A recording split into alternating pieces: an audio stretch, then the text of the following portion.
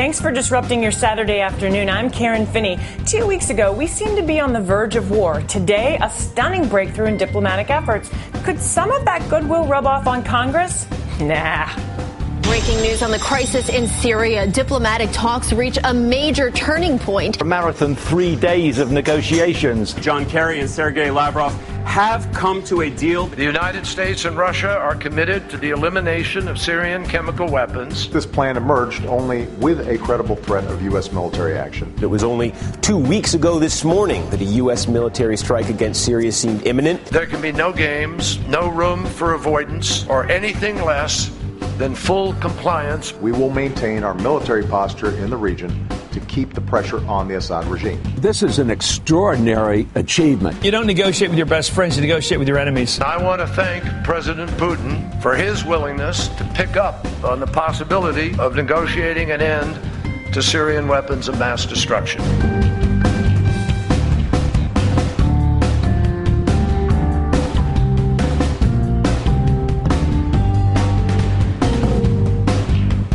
A major breakthrough today on efforts to secure Syria's chemical weapons. The U.S. and Russia announcing an extensive deal to bring them under international control. The principles that the United States and the Russian Federation have agreed on today can, with accountable follow-through, allow us to expedite the elimination of Syria's chemical weapons.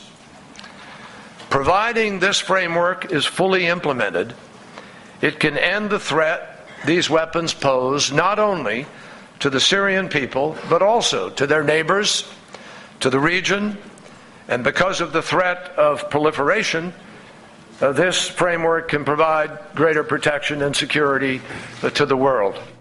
It's an astounding turn of events. Just days ago, the U.S. was poised to launch airstrikes on Syria, opening a new military front in the Middle East. And now look where we are, a significant diplomatic accord between two geopolitical rivals and the prospect of a peaceful solution to the problem of Syria's chemical arms.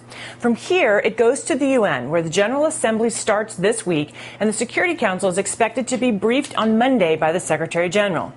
All this came together in a scene straight out of a Cold War spy novel, complete with a poolside meeting, an anonymous brunette. Although we are told that Kerry and Lavrov were drinking coffee, not vodka. As for President Obama, we'll hear from him in an interview tomorrow. He's been relatively quiet during the Geneva talks, seeming to abide by the philosophy, speak softly and carry a big stick. Not so for Vladimir Putin. With his chest-beating op-ed this week in the New York Times, he clearly wants to be the power player, asserting personal and national mastery over the situation in Syria. But you know, if Putin wants to take responsibility for Syria, that might just work in the United States' advantage. As Andrew Sullivan just wrote, "You want it, Vladimir? Be our guest." For the latest from the White House, I'm joined now by NBC News White House correspondent Kristen Welker. Thanks so much for joining me, Kristen. Thank you, Karen. So, Kristen, give us the latest, a lot of, developments in a short period of time. What's the latest from the White House? A lot of moving parts. President Obama saying that he welcomes the deal that was reached earlier today by Secretary Kerry and his Russian counterpart.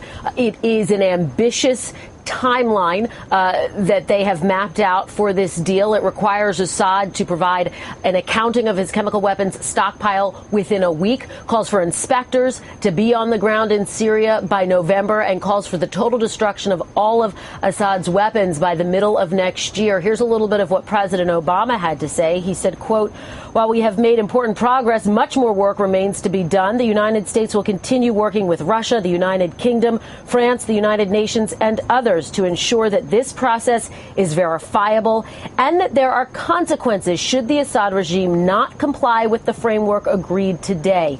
And if diplomacy fails, the United States remains prepared to act." Kristen, now, that's an important. Go ahead, Karen. Well, I noticed that, not to be left out of the fun, Senator McCain and Senator Lindsey Graham put out a statement as well, already critiquing this agreement.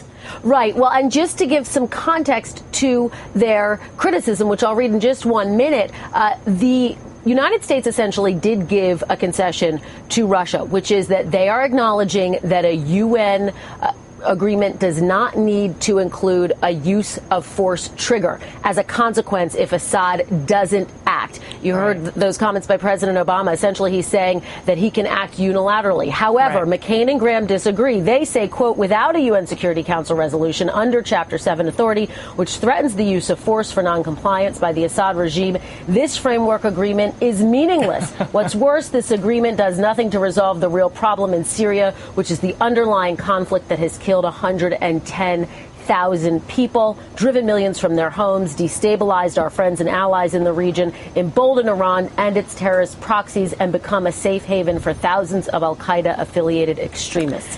So they are, of course, some of the hawkish members of the Republican Party. This is sort of what you would expect for them to say. Nonetheless, look, this is a step in what will undoubtedly be a long process. That is for sure. I've been talking to experts in this area who say, look, the real work is the inspectors who are going to have to go in and remove these chemical weapons. That is a difficult task in any environment. But remember, this will have to take place in the middle of a civil war. So that's going to really complicate things. And the administration has made it very clear that they expect Assad to adhere to this ambitious timeline that has been mapped out. Karen? And we shall see how it all shakes out. Thank you, Kristen Welker. Indeed. Thank you. For a reaction from the Hill, with me now, Democratic Congresswoman Loretta Sanchez from California and Republican Congressman Rob Whitman from Virginia. Thanks to you both for joining me. I'd like to start, Congressman Whitman, with you and just get your reaction to the day's developments.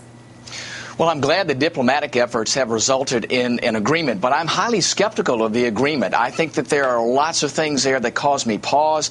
I think it's a tremendously difficult effort to identify, to control, and then dispose of all of these chemical weapons in a country where there's a civil war going on. We haven't defined how many sites would be looked at or inspected.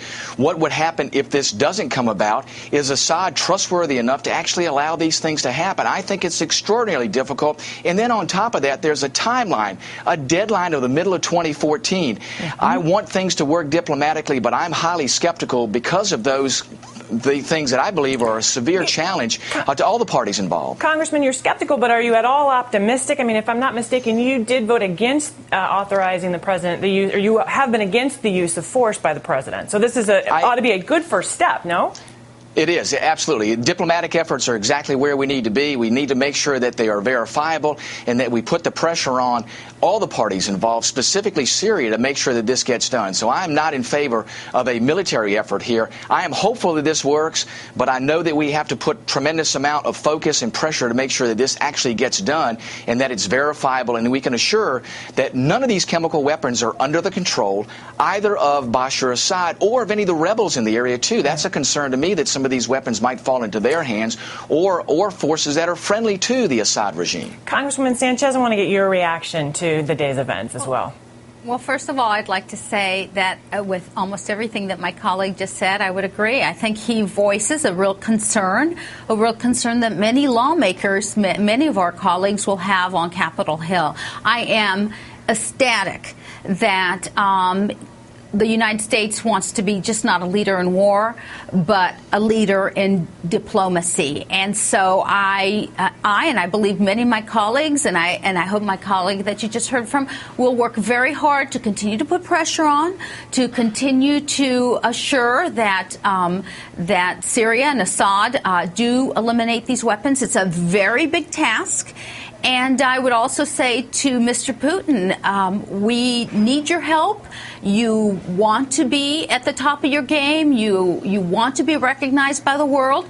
You will get that recognition if you help us to do this. And this is a very important step for all of these countries involved and for the world for us to get this done correctly. You know, Congressman Whitman, here's my question to you, I guess. So the president and the administration have vigorously pursued this diplomatic path. I think we all would agree it is ambitious. It's going to be, complicated, but they're pursuing it. Now, if for some reason those efforts fail and the president had to come back to you and again ask for the authorization for the use of force, given that the diplomatic efforts have been pursued, would you in that case allow the vote in favor for the president?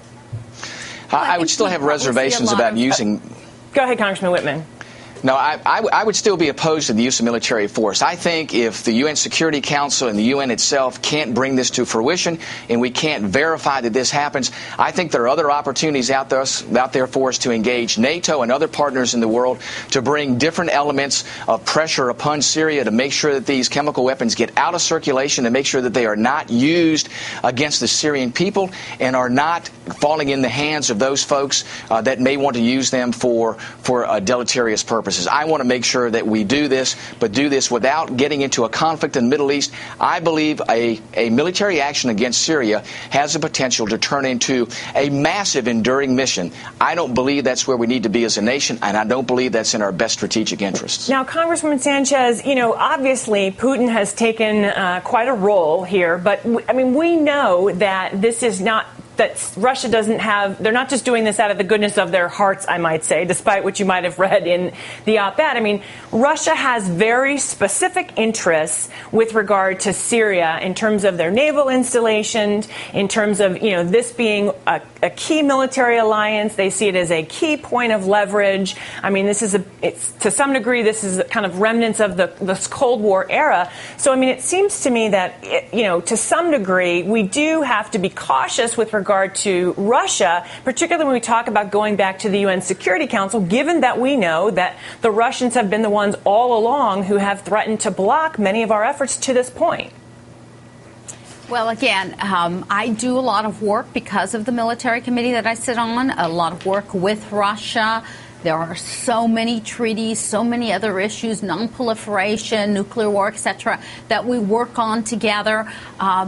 Sometimes it's very difficult in whatever time period that we're trying to get that done, but we have had successes like with the New START treaty, etc. So I'm not willing to say that, because we have had our differences in the past, somehow Mr. Putin cannot get this done. This is a big thing to get done, and he will have to put his shoulder to the wheel and help us to get this done. There's no doubt. And I think that the world is watching to see if, in fact, he can do that. That he should have other interests in Syria, well, that just happens to be the facts. That happens to be the case.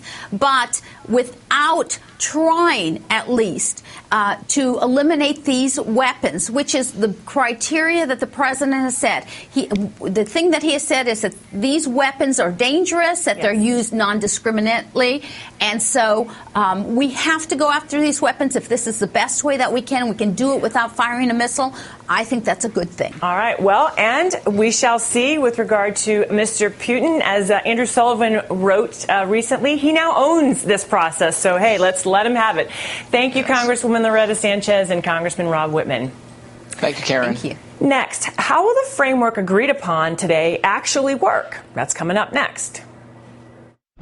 If the UN cannot look at this and say, you know what, when you are gassing people in your own suburbs, right, and we still don't vote to go in, what is the point of that big building in New York?